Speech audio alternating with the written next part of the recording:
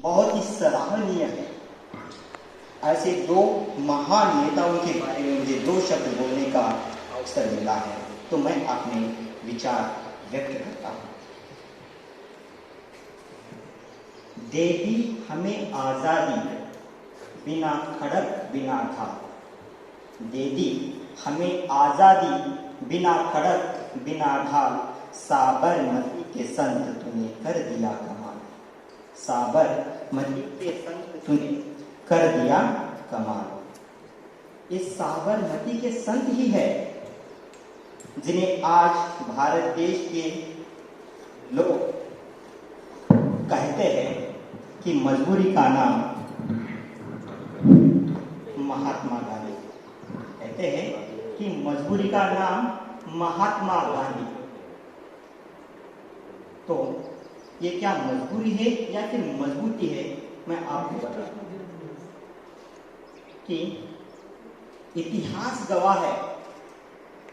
इतिहास गवाह है कि मजबूरी में कोई भी कदम अगर हम उठाएंगे तो सही मंजिल तक हम नहीं पहुंच पाते। सही मंजिल तक हम मजबूरी में जो कदम उठाते हैं तो सही मंजिल तक हम नहीं पहुंच पाते।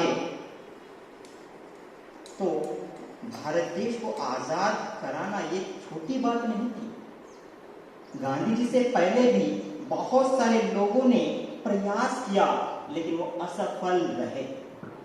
लेकिन गांधी जी जो काम बहुत सारे लोग पूरा करना चाहते थे लेकिन किए नहीं, उनसे गांधी जी से ये काम पूरा हुआ है। तो हम कहते हैं कि मजबूरी, और ये मजबूरी नहीं है, मजबूती है। इस मजबूरी को समझने के लिए बहुत ही ज्यादा समय बिताया है। क्या है भारत देश का इतिहास, कहां पर हो रहा है गोलमाल, कहां पर हम टूट रहे हैं, हमारी रीढ़ की हड्डी क्या है, इसको बहुत ही समय लिया है और पहचाना है। कि जैसे अगर मान लो कि फॉर एग्जाम्पल एक लेखक है और वो कुछ लिखना चाहता है कि कहीं कहीं की किसी जगह पर बॉम्ब विस्फोट हुआ है और उसके बारे में कुछ लिखना है, तो पहले क्या करेंगे हम पहले करेंगे कि एक दिन हुआ, 2 दिन हुआ, और उसी चिंता में रहेंगे। एक दो दिन जो बॉम्ब ब्लास्ट जो हुआ है उसी की चिंता में रहेंगे, चिंतन मनन करेंगे और थोड़ा डर रहेगा और हम बहुत अच्छी तरह से उस विषय के बारे में नहीं लिख पाएंगे। क्यों? क्योंकि हमारे पास समय नहीं है। उसके बारे में सोचने के लिए हमारे पास क्या नहीं है, समय नहीं है। समय अगर रहता है तो हम क्या करेंगे, उस विषय के साथ न्याय करेंगे। तो बहुत ही अच्छी तरह से सीखा है क्या भारत देश किस प्रकार जा रहा है। तो ये शुरुआती दौर था और गांधी जी एक दिन क्या कर रहे थे कि उनको दादा अब्दुल्ला, ये जो गुजरात के रहने वाले थे लेकिन वो कहाँ पर, दक्षिण अफ्रीका में, उनका कुछ बिजनेस था, व्यापार था। उस व्यापार में कुछ उनको लाभ हानि हुई है और उसी से उनका जो बिजनेस पार्टनर था कि उनके ऊपर केस करवा दिया। और उसी केस के सिलसिले से गांधी जी को बुलाया गया दादाजी। तब गांधी जी शुरुआती दौर में एक ट्रेन से गुजर रहे थे, तो ट्रेन से वहां पर भी जो भारत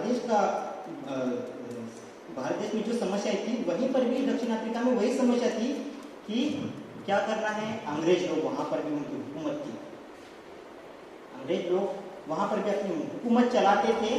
तो गांधी जी को ट्रेन से यह कहकर धक्का दिया कि ये काले हैं, ये फर्स्ट क्लास में सफर नहीं कर सकते हैं।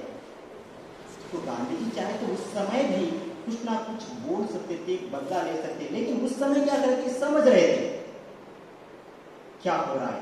यहां पर भी नहीं रुका है, कहीं जाते बाहर कमरा निकले तो उनको उनके रंग को देखकर कमरा भी नहीं दिया जाता था।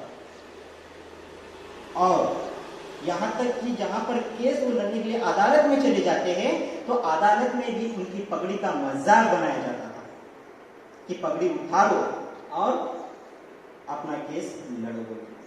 ये सारे जो अपमान है गांधी जी 1 साल तक सहते रहे, क्योंकि कांटेक्ट था। 1 साल तक कुछ नहीं बोला, और जब 1 साल में बहुत सारी चीजों को सीखा और वहीं पर भी एक सत्याग्रह आंदोलन स्टार्ट किया, और जिससे दक्षिण अफ्रीका में जो अंग्रेजों की नींव थी वो पूरी की पूरी हिल गई। अब समय आया था भारत के लोगों को। जब गांधी जी दक्षिण अफ्रीका से भारत आ जाते हैं, सबसे पहली बात यह है कि गांधी जी तो उनके पास वैसी कुछ कमी नहीं थी। चाहे तो हम वो अपने सूट बूट जैसे कि दक्षिण अफ्रीका में रहते थे वैसे ही वो रह सकते थे यहाँ पर भी। तो एक सभा में भाषण देने के लिए जब वो पहुंच जाते तो वहां पर बहुत सारे लोग वहां पर नहीं आते उस सभा में। तो गांधी जी से किसी पता चलता है कि क्यों नहीं आए, क्योंकि भारत देश की जनता इतनी गरीब थी कि उनके बदन के ऊपर कपड़े तक नहीं थे, और वो भाषण को सुनना चाहते हैं, लेकिन उस हाल में गांधी जी के सामने सभा में उपस्थित नहीं रहना चाहते। गांधी जी के पास तो बहुत सारे पैसे थे, लेकिन गांधी जी भारत देश को आजाद कराने के लिए उस अपने पैसों मतलब अपने कपड़े तक उतार देते हैं, आधे शरीर से वो देते हैं और सभा में आ जाते हैं। यहाँ पर एक बात है कि गांधी जी जो है चाहे तो एक लीडर बनकर अच्छे कपड़ों में भी भाषण दे सकते थे, लेकिन नहीं, ऐसा नहीं किया, क्योंकि भारत देश की जनता को वो जानना चाहते थे। क्योंकि यहाँ पर ऊंच नीच, छोटा बड़ा, अमीर गरीब जो भेदभाव था उसको मिटाना चाहते थे। कि जिस प्रकार दोनों के बीच में अगर मान लो भारत देश की जनता और जो लीडर है यहाँ पर बात करने का, उन दोनों के बीच में अगर अच्छी अंडरस्टैंडिंग नहीं है, एक अच्छी समझ नहीं है, तो क्या होगा? क्या आजादी हमें मिल सकती थी? नहीं मिली। गांधी जी क्या किए कि चलो अगर मैं भी उनके तरह बनूंगा तो वो लोग मुझे एक सर या कुछ बड़ा नेता है बोल के कुछ उनके अंदर भेदभाव नहीं रहेगा कि गांधी जी भी हमारे जैसे ही है, हमारे जैसे उन्होंने कपड़े पहने हैं, तो क्या करना है कि उनके जो भी विचार खुले आम क्या करेंगे कि प्रस्तुत करेंगे। तो ऐसा ही हुआ, जहां पर भी जाते थे गांधी जी वहां पर भीड़ जमा हो जाती थी, अपने भाषण के माध्यम से लोगों का दिल जीत जाते थे। और साथ ही सबसे बड़ा उनका हथियार था अहिंसा। गांधी जी को मालूम था कि भारत देश के पास जितनी जनता है उनमें एकता नहीं है, सभी को एक सूत्र में बांधना है। तो क्या करना चाहिए कि एक सूत्र में तो बांध दिए, फिर भी काम नहीं चलने वाला है कि हमारे पास हथियार भी नहीं है। अंग्रेजों का सामना करना है तो उनके पास आधुनिक प्रकार के हथियार थे, वो हमारे पास नहीं थे। तो इसलिए हिंसा का जवाब उन्होंने अहिंसा शांति मार्ग से बनाया, और जो काम नामुमकिन था उसे मुमकिन करके दिखाया। ये महात्मा गांधी जी थे, और उसके लिए उनको बहुत कुछ सहना पड़ा था। कि साउथ इंडिया में क्या हुआ था कि एक कांड हुआ था उस समय कि जो भी मुस्लिम लोग थे तुरंत ही है ना हिंदू वालों को कन्वर्ट कर रहे थे अपने मजहब में, मत में बदल देना चाहते, धर्म परिवर्तन कर रहे थे। उस समय गांधी जी कुछ भी नहीं बोले। ये उनकी कमजोरी थी या मजबूती थी, हमें सोचना चाहिए। उस समय गांधी जी के ऊपर बहुत कुछ बातें कही गई कि देखो गांधी जी कुछ बोलते तो कुछ ऐसा होता था, ऐसा हो सकता है, क्योंकि मजबूरन मुस्लिम लोग अपना धर्म परिवर्तन करवा रहे हैं, हिंदुओं को अपना धर्म में जानबूझकर लेके आ रहे हैं। तो गांधी इसके ऊपर कुछ नहीं बोले, क्योंकि उनके सामने एक बड़ा टारगेट था, और वो था भारत देश को आजादी का, आजाद करने का टारगेट। क्योंकि अगर कुछ बोलते तो यहाँ पर धर्म की बात आती है, जहां पर धर्म होता है इंसान जो है अलग अलग हो जाता है, इंसान अलग अलग धर्म में टूट जाता है। जब अलग इंसान टूट जाएगा, भारत देश के वासी हिंदू मुस्लिम सिख ईसाई में बढ़ जाएंगे, तो भारत देश को स्वतंत्रता मिलना बहुत ही मुश्किल काम था।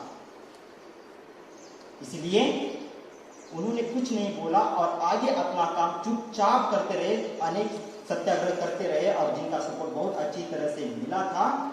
और गांधी जी कहते थे कि हिंसा का बदला हिंसा नहीं अहिंसा से होता है। अगर कोई आपके एक गाल में मारेगा तो दूसरा गाल भी अगर आप सामने प्रस्तुत कीजिए, और ऐसा नहीं। तो उसमें उनमें एक मान्यता थी कि अगर कोई